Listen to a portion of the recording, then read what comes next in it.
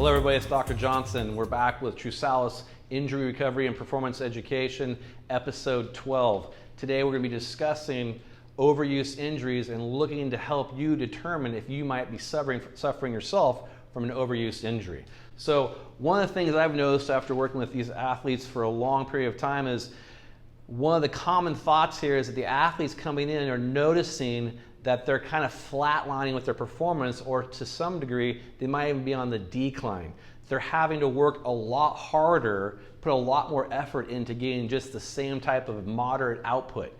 So first indicator is that you're not being as efficient and not maybe noticing the big wins in some of your games, or the performance is hard to maintain. But to get more specific, what we're going to notice in the first couple points here is that there's a lot of pain and inflammation involved. You might have pain during practice, training, or competition. So think about this, and you might just want to start by raising your hand and keeping it up until we got to know here. But the reality is most overuse athletes are noticing discomfort in their training, practice, or competition. The second thing is that they didn't have that slip and fall. They didn't have that traumatic insult and say, oh, there was an event that caused my pain. It just kind of came on over time. Persistent muscle aches and pain, persistent joint stiffness and tenderness, feeling just rigid and locked up and not feeling fluid in the body. Lack of improvement or not reaching your athletic potential. We kind of talked about that, but I've been around the athletic community for a long time, and you'll notice that when you start training too much, you just stop getting better. You're training a lot and you might be good at all your drills, but it's not like your output is getting better. So that's another indicator. The next thing is feeling burned out, anxious, or depressed.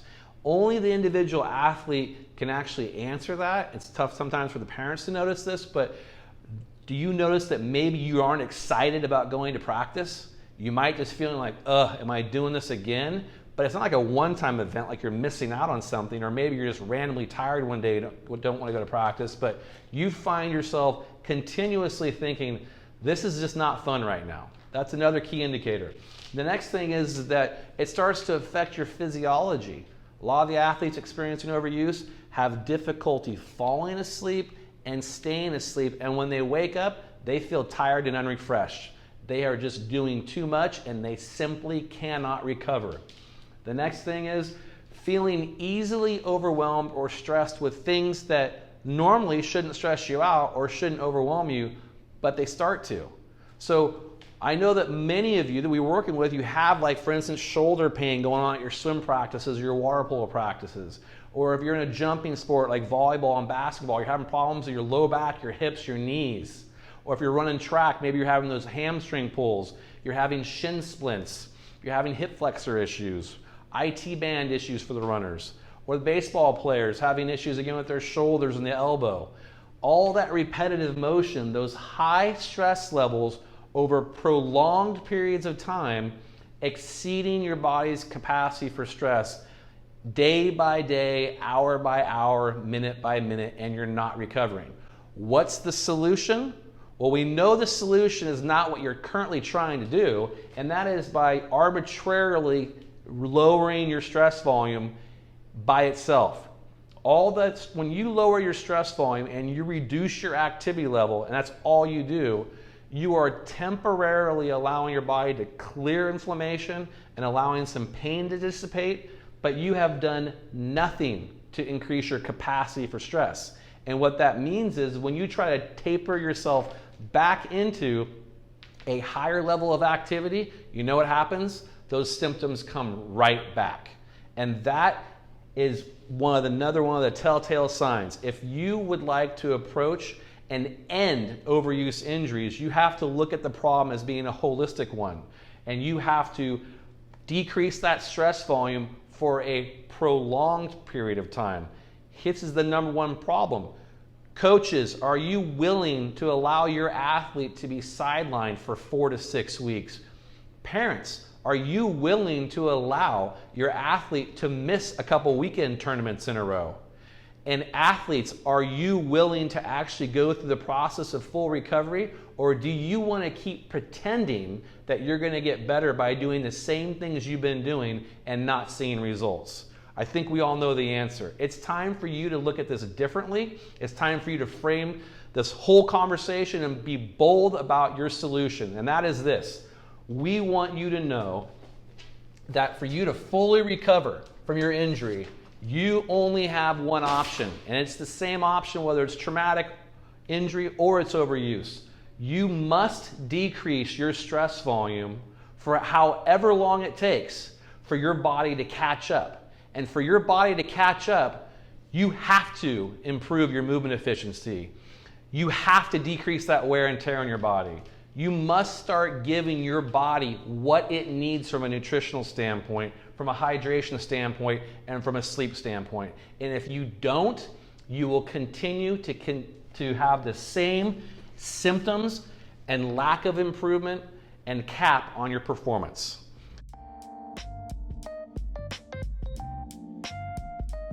Hello, True Solace community. I'm Chris. I know many of you, and I wanted to introduce my two models here, Ava and Sam. And we're going to do a upper body mobility workout. 20 minutes. We're going to do 6 exercises, and we're going to repeat them twice. So the first, what I want you to do is just warm up. So we're just going to do great big breaths up, and exhale when you come down. You do that 2 more times. Big breath up, exhale, and this time maybe use your knees. So come on up and exhale. Okay, you're gonna take one arm across and you're just gonna pull here. Yep, nice stretch through the delt. Make sure your shoulders are low. And then you're gonna come up and over and you're gonna grab that elbow and work on a tricep. Little stretch. And then we'll do the other side. So straight across, make sure your shoulders down. And then up and over, you're going to grab that elbow. Good. And then you're just going to swing those arms right and left. You can kind of come up and pivot on one toe. Nice. And then you're going to go over, just kind of warming up this upper body. Nice little stretch. Good. And then lastly, you're just going to do some neck rolls. So you're going to bring your chin to your chest, and you're going to go to your right shoulder, all the way back, look up to your left shoulder, and back down. So let's do that a little bit more fluidly. Some nice circles. Good. One more time. And let's reverse the direction. So chin down, go to your left shoulder, chin way up high, look at the ceiling, and then down towards your right shoulder. Let's do that a little bit more with fluid. Okay. Beautiful. And one more time. All right, so you're gonna find a wall. We're going to do a wall scapular retraction. So your hands are going to go 90 degrees. You're going to keep your elbows bent. Very important here, you're not going to do a push-up. You're going to keep your elbows bent, and you're going to let your chest come forward a little bit. So your blades are going to come together, and then you're going to push away. Not a push-up, and then come together. So if I were to put my finger right here, your blades are coming together, and then when you push away, the blades come apart. We're doing this for 30 seconds. I started my stopwatch. It's small movements. Yep. So if I have my finger right here, I'm just going to pinch my finger, the blades are going to come together, and then they're going to retract. A couple more times to finish up our first exercise, so 30 seconds.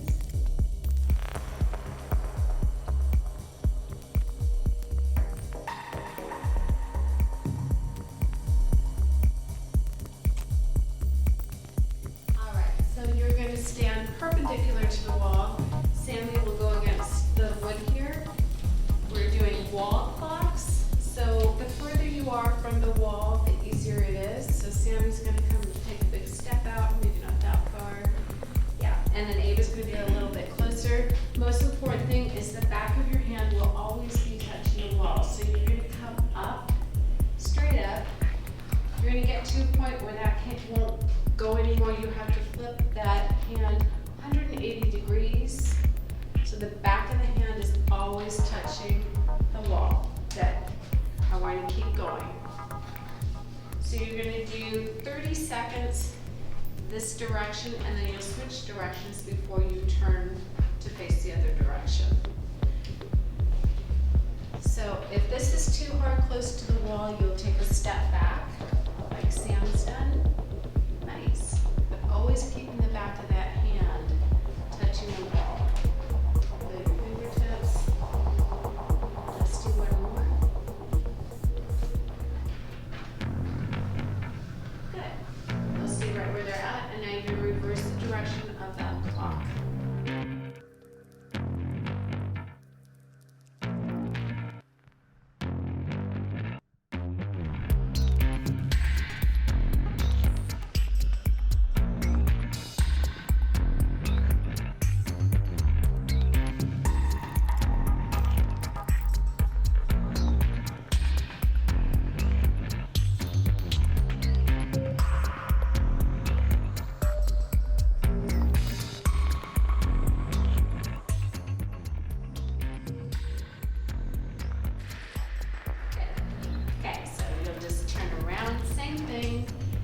Start with the hand coming up behind your back.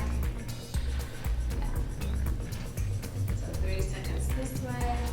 Back of the hand, always against that wall. You have to do that 180 degree flip. Get to the point where you can't make that rotation anymore.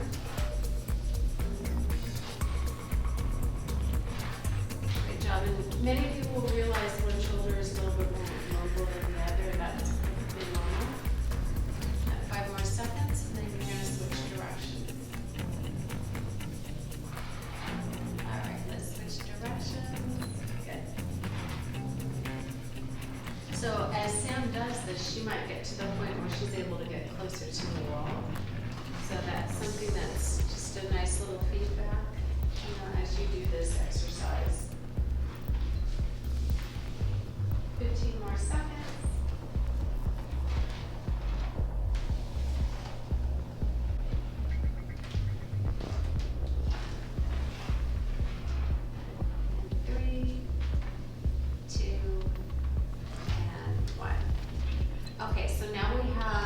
Internal rotation. So I'm going to have Sammy stay against the wall. Her elbow's going to go against the wall, 90 degrees. And then Ava's going to do this either kneeled, she could be against the wall, or I want to show a progression. So you're going to be on your side. All right. And she's going to do the same thing that Sam's doing. So she's going to take her top arm and she's just going to push this down. Same thing with Sam, she's just going to push that down. So you're only going to be able to get so far, but you're working on that internal rotation of that shoulder. And then bring it up, so you're just going to come up, and then you're going to push it down, hold it for a few seconds, and then let it come back up. Make sure your elbow is always at 90 degrees, whether it's against the wall, you could be kneeled against the wall, or what Ava's doing is harder.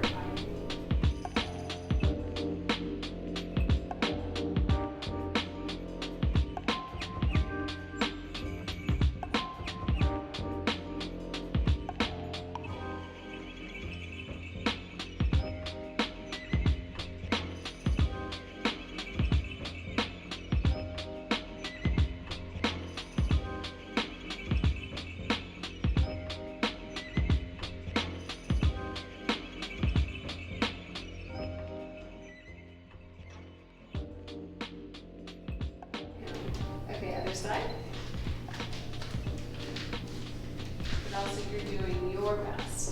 So we never compare ourselves to anybody else in the classroom. Okay, here we go. So 1 minute going this way. And again, just like the clocks, you might find one shoulder has more mobility than the other.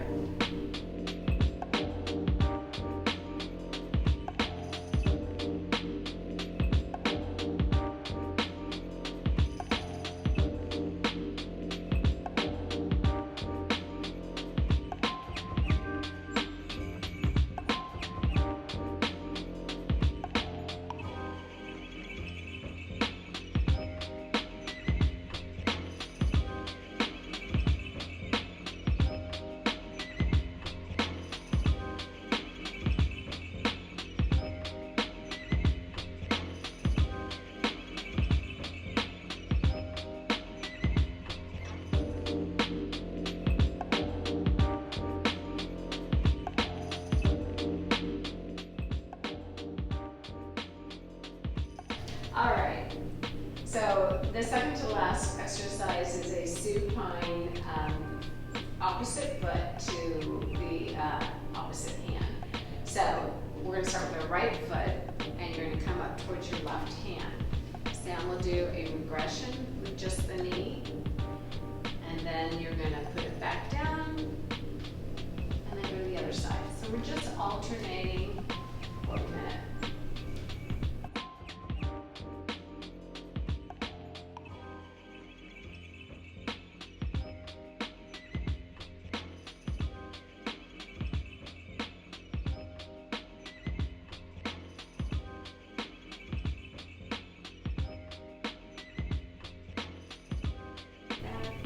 So you can hold this stretch as long as it feels comfortable, a few seconds. You enjoy that stretch, you can certainly stay there longer. Let's do one more to the other side. And back. All right. So you're going to flip over on your belly for the final exercise. Your arms are going to be out to a T again. This is a pretty aggressive stretch, so you can be very gentle. Again, Sam's going to do the easier version. So let's keep your right palm placed on the floor, and you're moving your left foot, and you're going to come up and over. And if Ava wants more of a stretch, she's going to bring her left hand straight up. Sammy's just going to stay like that, bent knee, her arms down, and then we're going to go to the other side. So then first make sure your arms are to a T, belly to the floor, and now your other leg's going to come up and over. And if Ava wants more, she can actually bend at the elbow and bring the hand right behind her back or left. And then go back. We're stretching the front of your chest now, and the front of your shoulder. And then to the other side. So we want to work on the mobility in the back of the shoulder and in the front of the shoulder. Good. And that also has to do with your chest. Down.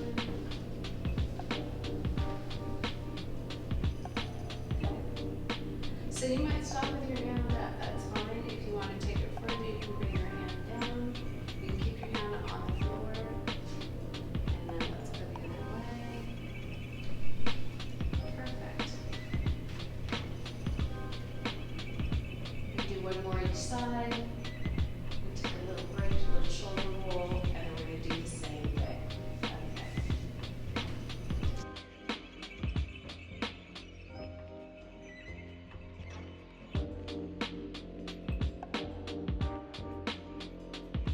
You just shoulder rolls like we did in the warm-up.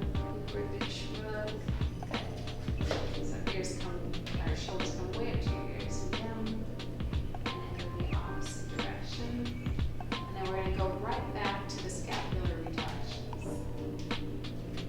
All right, so you're going to find your place on the wall. Hands out like you're going to do a push-up, but remember we're not pushing up and down. We just are trying to bring the blades forward and then pull them apart. Here we go. So for 30 seconds, if you could envision like a pencil eraser in between those blades. Yeah. With a tight shirt, you know, you can really see these blades opening and closing, so we're just trying to retract those shoulders and work on the mobility there. It's a very small movement. The reason we do this a second time is now your brain cell has made connection with that muscle cell. And the first time we went through this, we were trying to figure out how to do the exercise. Now we've kind of made that connection, and now we're perfecting the move. And we'll do one more. Good. All right, that was 30 seconds. So now we're going to do those wall clocks. So Sam will go against the wall here. So we're going to start with a hand right by your side, fingertips against the wall, and you're going to come all the way up. Once you get to a point, you're going to turn it 180 degrees and down, so you make that connection against the wall the entire time.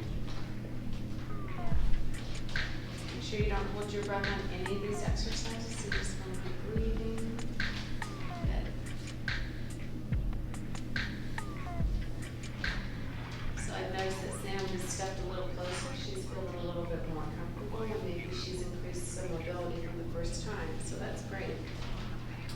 is about as close to the wall as you can get.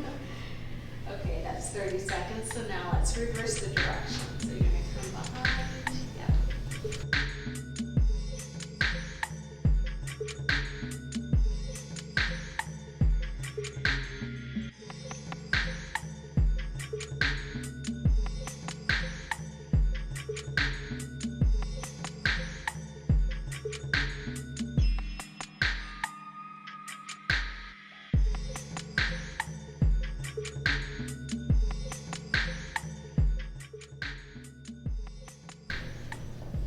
So hands gonna be right by your side. Let's go forward, up and around.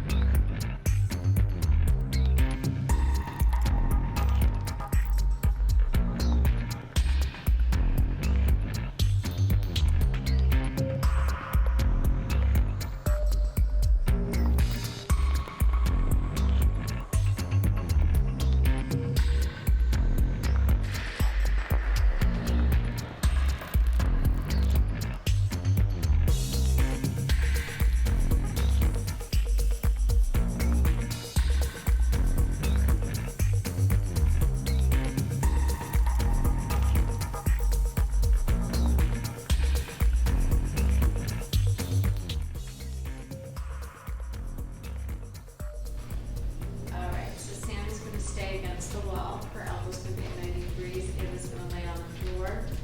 We're going to use internal rotations. So make sure that elbow is 90 degrees right from your shoulder. Here we go. And you're going to push with your top arm down. Nice. Hold it for a few seconds. And then release it. And we'll continue to do this for 1 minute. Other side.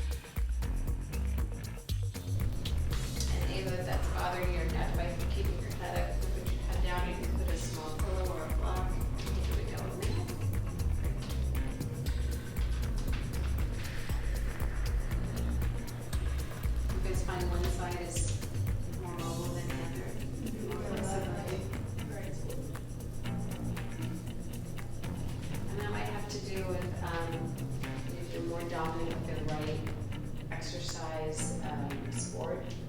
Your tennis player, your water polo player, you're right-handed, and you do everything with your left. So 30 more seconds here.